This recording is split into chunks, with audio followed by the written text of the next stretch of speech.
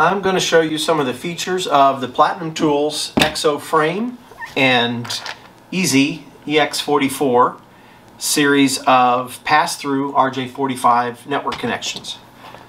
And so this consumable, this end, this RJ45, goes with this crimper and this crimper only. Number one thing about pass-through RJ45 terminations is that this must match this.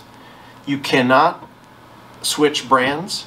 You can't use an ideal pass-through termination with a Platinum Tools crimp tool and vice versa.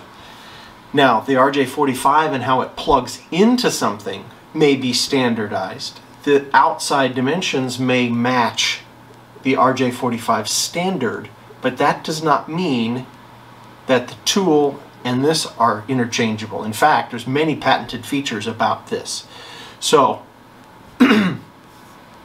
what's the advantage of a pass-through connector? Well, the advantage is that it's a lot easier to prepare the wire, slide it through, make sure everything's in the right place, and then crimp it. The interesting thing about this particular connector, and what I think is probably its best feature, is that on the very tip here, there is a loading bar that sticks out past the end of the connection. So kind of see this bar here sticks out past it, and it goes fully around the wires. And the wires actually stagger in there. And then this tool, the very end of it, where it does the cutting, actually cuts that entire bar off. And why that's important is that that bar supports all the wires as they're being cut off. The older tool and a lot of the other tools essentially take a knife blade and they smash it against that piece of wire against like an anvil, essentially. So it's a plastic anvil on the connector and it smashes the knife blade onto it. And it relies on the knife blade being very sharp and the tool being in alignment and all that. Well, this is superior. It just cleaves it straight off. So, EXO frame tool, correct consumable, and your wire. The other advantage with this is this fits a wide variety of wire. This fits Cat5e and Cat6 up to a certain wire gauge. I believe it's 23 gauge, down to 23 gauge. And a certain diameter. So let me show you how I prep one of these. I use 9mm snap, I call it a snappy blade knife. So this is a knife where you can snap the blades off. You can get disposable ones. I like these DeWalt ones. And I use them, and then when they get dull, I throw them away. And I'm not just using the tip here. I use the whole blade. There's a number of ways to strip category cable. This is my way. So pretend you're riding a motorcycle. You roll your throttle all the way forward on this one. You bring this all the way back around and you make a little space there. And you're not going to press the wire up against the knife. You're not going to press your thumb against the knife. You make this little opening here and you set the wire in it and you rotate. Now the reason why I roll this forward and I roll this back is I want to get 360 degrees in one shot. And so I roll this forward, I roll that back, I stick it up in my thumb, and I just give it a twist. It did not push at all, and there's no danger that I've nicked the wire. You can barely see a little white spot in here, and it goes all the way around. And all I got to do is give it a snap and a back. There it goes. Now that's my method for prepping wire. Other people may have something different. Now, how do you know where the wires go in here? A few things we're going to take as our standard, and that is this piece goes down. The little lock goes down, okay? And I hold this in my left hand and I work my wires with the right. So, what you're going to remember is orange up, brown down. We're going to go orange up, we're going to go brown down. Now you may have to rotate the wire to get it so that you can get the orange coming up and the brown going down, but you see how that naturally goes up and down? Now the next thing we're going to do is we're going to go blue middle. Orange up, brown down, blue middle. You're going to hear me repeat this a lot. So whichever one is on top is what gets bent up, okay? So that gets bent up, our blue's in the middle. And I'll show you the change to this. So we got orange up, brown down, blue middle, okay? Now, it doesn't always look like this. And what do I mean by that? Take this same piece of wire and we turn it over and we prep this one. Okay, now see how the orange is kind of coming out here weird? We're going to rotate the wire so we can go orange up, brown down, blue middle. Well, our blue is sticking up straight towards us. Is that okay? Sure, that's fine. Why is this one like this and this one like that with the blue in the center? It's because it's the opposite side of the cable. When the cable rolls and rotates, you can always rotate the cable to get the orange up and the brown down, but your orientation of the green and blue will be different. Doesn't matter. I just want you to be aware of it, and it just changes a little bit how we make this up. Orange up, brown down, blue middle. Okay, now I'm going to teach you some other rules. We're going to start undoing this here. Just start undoing the twist, okay? Well, we're not quite down to there, so we need to untwist it some more, okay? Now we're right there, and here's the next rules.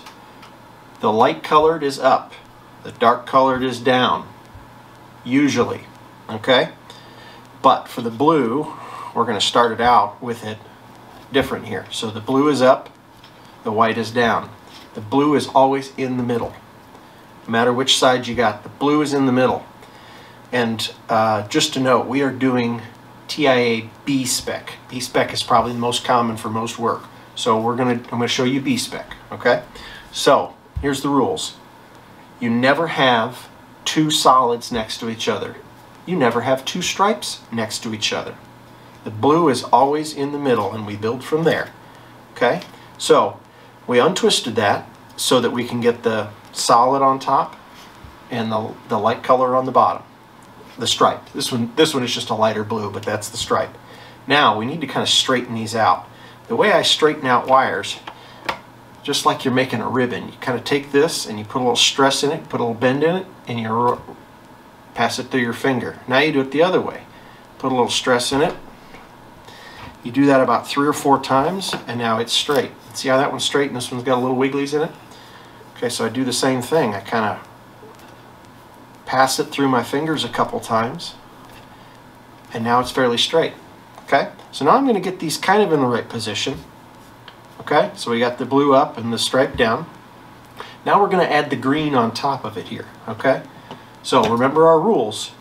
You never have a solid and a stripe next to each other. So let's get our green undone here. So the green now goes next. So is that right? Is that the right way? No, you cannot have a solid and a solid.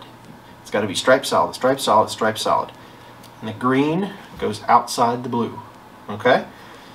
So we're not breaking our rules here. We got a stripe, solid, stripe, solid. Okay, so let's get these straightened out. Boom, boom, boom, boom. I usually do 1, 2, 3, 4. Okay, so now we've got our green, and that needs to go kind of around the blue, right? So we're going to get those kind of straightened out around the blue. So now we got that, okay? But we're not worried about getting these all together. We're not worried about having these all in one hand yet, right? We're just getting it like this. And what I don't want you to do is take the jacket off and then just get everything untwisted. It's really hard to get them to lay in there if you just untwist them. So what I want you to do is orange up, brown down, blue middle. Orange up, brown down, blue middle. Start with your blues. You got solid blue on top, then you got stripe. Remember the rules. You never have a solid and a stripe next to a stripe. So then when you undo your green, you know where it goes, right? You know exactly where it goes because you got to have a stripe next to your solid. Okay, so you got that done. Now we can go and do the brown or the orange, either one. Okay, so we're going to undo that. Now, is that enough untwist? Probably not, because we still got a little twist right there. So we're going to untwist it one more time. Okay, now we know this is going to go like that because that's a solid. It's got to be next to a stripe. Okay, so 1, 2, 3, 4, straight. Get her straightened out, get her nice and straight. Okay, now we're going to do the orange. Same thing, untwist. People have all sorts of fancy ways to untwist. They grab a screwdriver and bludgeon it or jam it in there and twist. Just pick it apart with your fingers. I've got about 1.5 inches here that we've stripped. You can do less or you can do way more, but keep in mind that affects how much you got to untwist. All right, so we're going to get these guys straightened out here. Okay, so orange up, brown down, blue middle. We never have a stripe and a stripe next to each other, a solid and solid. So now we got stripe, solid, stripe, solid, stripe, solid, stripe, solid. Okay, so now we get to the point where we're going to have to put this together to get it in there. And we remember our other rule is our lock goes down. Okay, so I'm going to show you how to put these together. And once we start putting these together, your left hand, you're not going to really move it. You got to keep it on there. Okay, so we're going to get our blues together, their blue together like it's supposed to go, and we can kind of straighten them out as we go. Notice I got my left fingers here, I'm pinching it. And then I'm going to add in that striped green on top, okay? Kind of get them all bundled together. My left thumb's not moving. Now I'm going to grab my green and I kind of push it up into my grasp of my left thumb, right? Now I can let go of my left thumb as long as I'm holding it over here. Okay, those are looking good. You see how those blues start out there and then the green goes right over the top of it? Okay, we got those nice and straight. Now I'm going to add in my brown stripe. I'm going to add in my brown. Okay, you see how those are staying nice where they're supposed to be now? Okay, now I'm going to add in my orange. Add in my striped orange. I have never let this go now. I've either got my right hand on it or I got my left hand on it, okay? And so now, something I do, maybe it's not necessary, but I grab them like this and I kind of go like that. And it kind of gets them to go straight. And you massage them a little bit, okay? So, now up to this point, this is all the same prep as a regular connector. But with a regular connector, you just got to cut them all straight, put the connector on there. Pass-through is a little different. We get to pass it through. But you still have to have this looking good. And where I'm going to judge you is right back here. And see how this looks pretty good. You don't have a lot of divers and twists and stuff going over itself. Okay? So here's the most tricky step, the one that people have problems with. Okay? There's no need to cut this real short because we got to pass through. So you need to use some type of bypass cutter. Don't use a smashy cutter. Okay? Let me explain the difference between a smashy cutter and a bypass cutter. Bypass cutter is scissors or wire cutters. Something that where the blades go past each other in a scissor type action. Okay? That's a bypass style cutter. Now a pair of dikes or side cuts, some mini side cuts are pretty good, but a pair of dikes is more of a smashy kind of cutter. You have two blades that kind of just bang onto each other, and you hope they're sharp and that they cut them well. Bypass cutter is what you want for this, okay? Let me show you my next tip. I'm holding these in my hand here. I'm not going to cut them straight. I'm going to cut them at an angle, okay? I'm going to cut at about a 45-degree angle, okay? So I'm going to cut right up against my fingers here. Ooh, these are not sharp enough. Okay, there we go. Now, do you see what I've done there? I've cut it at an angle. Now, why did I do that? It makes it a whole lot easier to get them to step into the right place, okay?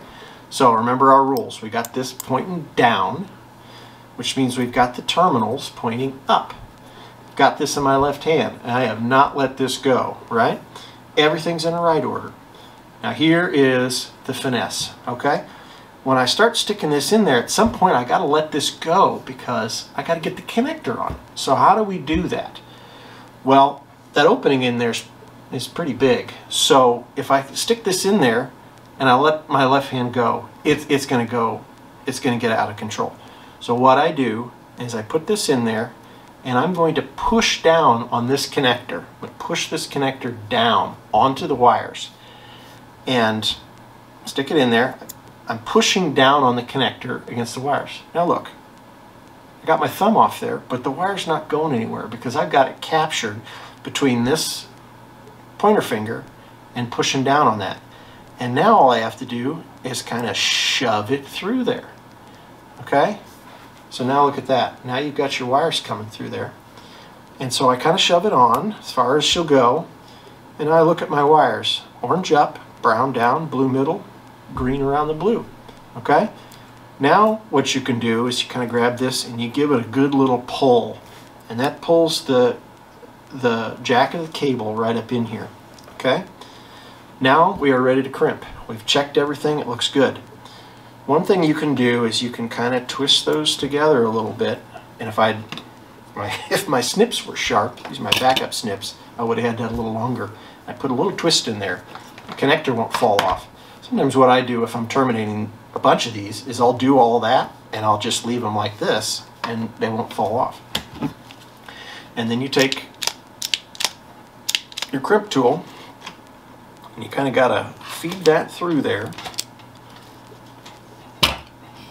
That's the only problem with twisting them is sometimes they get a little caught up until it clicks. Now when you do this, you got to make sure you're pushing the wire in that you don't get it pulled out. And now we can run it. Now you see that? It made that nice clean cut. And see that little piece right there? It cut that off at the same time. And that's got all the little holes in it that the wire was through. Now, you can see all those nice clean cuts there. I usually run it twice and then I take it out. You see what that looks like? That's nice and clean. I'm going to do another one, but I'm going to do it a little faster here, okay? We'll do the other side of the wire. Orange up, brown down, blue middle. Now the blue happens to be facing us, okay? That's totally fine. What I do on the side of the wire that the blue is facing me, I do it second. I know it's going to be in the middle. I know the solid's going to be on the top.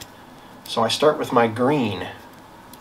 And since I know my blue is going to be, solid blue is going to be on top, I know that my solid green is going to be on the bottom. 1, 2, 3, 4. Now you notice when I do that, I'll do this way to get twist out of it that way, then I'll do the twist to get out of it this way, and then I'll go up with it, and then I'll go down with it. And so by that time I've taken all the twist out. Now I leave a little opening for my blue to drop in. Orange up, brown down, blue middle, green straddle. No solids together, no stripes together. So we know the blue's in the middle, we know it's got to be like this. Get them straightened out. Get them dropped approximately where they've got to go. See, I do that. I'll grab them, slide them. Okay, those are kind of where they got to go. Now let's add in our brown. Orange up, brown down, blue middle. Got that guy going. We'll get this guy going. You're going to be a pro at this. I don't untwist too much, and I don't leave crossovers or divers. Okay, so now we got that looking good. Here's another example of a bypass type cutter. Those jaws bypass past each other. We'll use those this time. Okay, so now left thumb in action. Blue in the middle, orange around, or excuse me, green around. Now, not to confuse you, but if you are doing A spec, your orange and your green are just flip-flopped. But remember B, orange up, brown down, blue middle.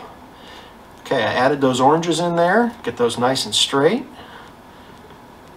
Okay, now I'm going to hold it with this hand, and I'm going to drop that one in there, kind of pinch it in as I go, right? I just added that to my thumb. Always got a set of thumbs and fingers on it. Get that kind of as good as you can, right? And these prep steps here are the same ones you use for a non-pass-through connector, except now you'd have to say, okay, I got to be about there, and you'd have to cut it across and get it on there. But we are doing pass-throughs, so there we go. You can let go, but you can never let go with both. Okay, we're going to go way out here this time. Use these bypass cutters. They're all together real nice. Boom, 45-degree angle. So now instead of trying to jam 8 wires in there, it goes 1, 2, 3, 4, 5, 6, 7, 8, and they drop in there. Clip down, terminals facing up towards you. Push down on this against the wire and your pointer finger. Okay, you see that? Got that out of there. Push down slightly, and we kind of push that in there, right? You know, you can do the opposite. Thinking about it now in the mechanics, I guess I kind of do the opposite. I push this in there and I pull the connector up on it, and I push down with my thumb. Either way works. Pull up on the connector, push down with your thumb, or push down with the connector.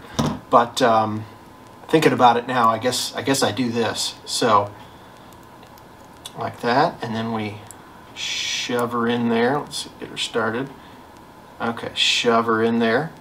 Now we're going to look at it. We got brown down, we got orange up, we've got the blue in the middle. Give that a tuggy tug in there, right? Now because these kind of splay out like that, it's hard to get them to go through there. So that's why I'll take these and I'll kind of do a little thing like that, right? I don't do it all the way up here. If you do it up here, you're asking for trouble.